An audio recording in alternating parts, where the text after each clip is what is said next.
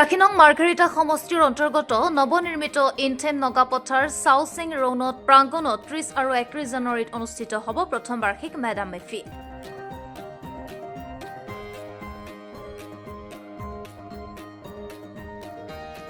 Madam মেফি অনুষ্ঠানটিৰ সফল ৰূপায়ণৰ বাবে অঞ্চলটোৰ পুৰুষ মহিলা সকলোৱে দিনে নিশাই ব্যস্ত হৈ পৰিছে।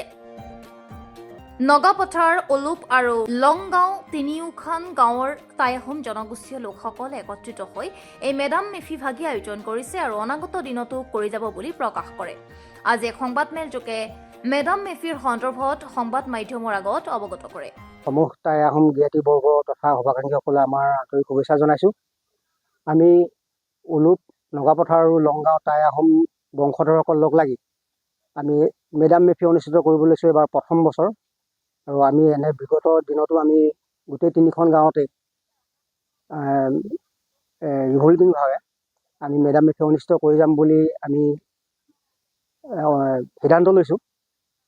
আজি প্ৰথম বৰ্ষতে আমি ৰূপম গগৈ ডাঙৰীয়াক সভাপতি, শুক্ল গগৈ ডাঙৰীয়াক কাৰ্যকাৰী সভাপতি আৰু আমাৰ খামচেং ফুকে আৰু বিদ্যা হাতীবৰুৱাক যুটীয়া সম্পাদক হিচাপে লৈ আমি মেডাম মেফি ভাগ আয়োজিত কৰিছোঁ।